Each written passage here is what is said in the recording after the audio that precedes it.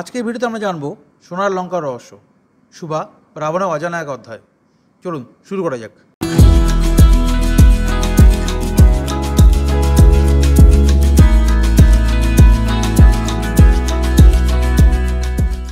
দেবতাদের ইঞ্জিনিয়ার বিশ্বকর্মা একদিন স্বপ্ন দেখলেন এক সোনার নগরীর, যেখানে দেবতারা শান্তিপূর্ণভাবে বসবাস করতে পারবেন। এই স্বপ্ন থেকে জন্ম নেয় লঙ্কা।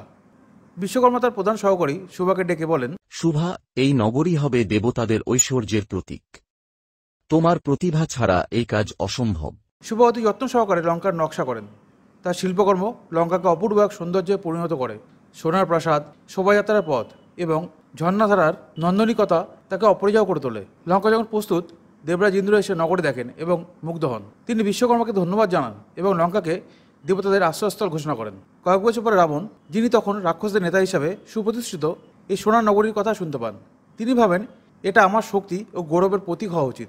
রাবণ কুবের, যিনি তখন লঙ্কার অধিকারী, তাকে চিঠি পাঠান এবং লঙ্কা ছেড়ে দেওয়ার দাবি জানান। কুবের তা প্রত্যাখ্যান করেন। রাবণ তখন সিদ্ধান্ত নেন শক্তি দিয়ে লঙ্কা দখল করবেন।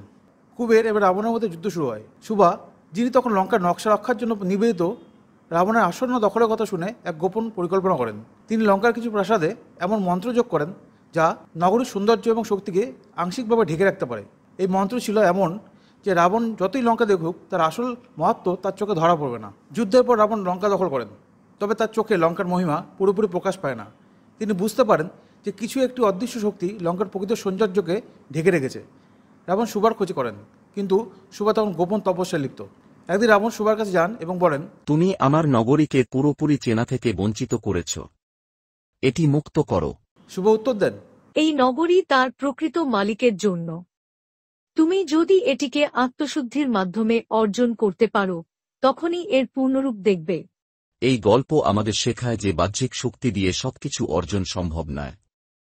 আত্মশুদ্ধি, সম্মান এবং প্রকৃত যোগ্যতা ছাড়া কোনো অর্জনের প্রকৃত সৌন্দর্য দেখা সম্ভব নয়।